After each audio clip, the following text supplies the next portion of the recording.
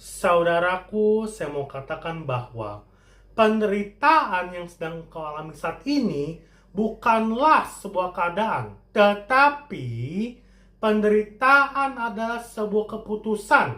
Saudaraku, kalimat ini mungkin terasa aneh untuk didengar. Dan bagaimana mungkin kita memutuskan untuk menderita?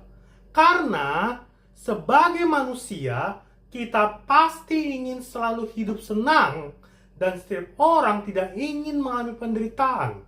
Oleh karenanya, pemberitaan firman ini saya memberikan tema hati yang memahami orang lain dengan mengambil nats Alkitab yang terambil dari Ibrani pasal 2 ayat 18. Sebab oleh karena ia sendiri telah menderita karena pencobaan, maka ia dapat menolong mereka yang dicobainya.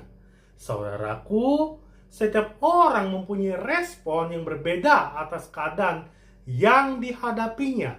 Dan ada orang hidup dalam penderitaan, tetapi tidak menderita. Mengapa? Karena di tengah masa-masa sukar yang harus dilewati oleh tersebut, yaitu dia menganggapnya sebagai sekolah, menganggapnya sebagai pelajaran. Dia menganggapnya sebagai masa di mana kita dapat naik tingkat dan menjadi yang berhikmat, menjadi lebih dewasa, dan menuntunnya pada kehidupan yang lebih bernilai dan penuh kemuliaan Tuhan.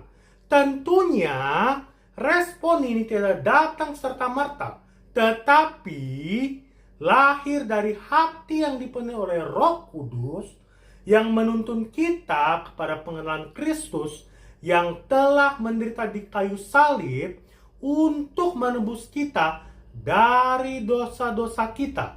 Saudaraku, ketika kita mendapat hikmat dan naik tingkat, maka kita merespon penderitaan yang kita alami untuk bisa memahami keadaan orang lain yang juga sedang menderita. Kita tidak akan menghina mereka, kita tidak akan mengucilkan mereka, tetapi kita akan berempati dan menolong mereka agar bisa melewati masa-masa penderitaan. Saudaraku, nats di atas mengatakan kepada kita bahwa setelah Yesus mengalami penderitaan, maka dia dapat menolong mereka yang menderita karena dicobai oleh iblis. Dan nats ini dengan tegas memberi pengertian kepada kita bahwa setelah kita melewati penderitaan, kita dapat mudah memahami dan mengerti orang lain, menghargai dan mengasihi dan menerima orang lain apa adanya. Dan inilah yang saya sebut hati yang memahami orang lain, walaupun kita sendiri menderita.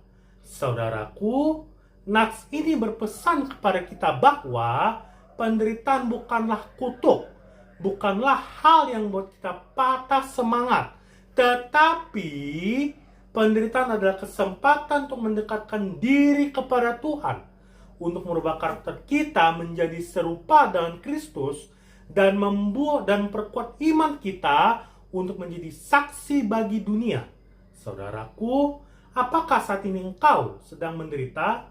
Saudaraku, penderitaanmu bisa saja penyakit yang tidak kunjung sembuh, pekerjaan yang belum juga didapatkan, kondisi keuangan yang semakin sulit, dan hubungan keluarga yang semakin memburuk. Saudaraku, mari kita jadikan semua penderitaan ini untuk mendekatkan diri kita kepada Tuhan, sehingga mampu mengasihi di tengah penderitaan dan tetap beriman bahwa tangan Tuhan tidak kurang panjang untuk menolong, dan ubah penderitaanmu menjadi kesaksian bagi kemuliaan Tuhan. Terpujilah Tuhan. Tuhan Yesus memberkati kita. Haleluya. Amin. Immanuel.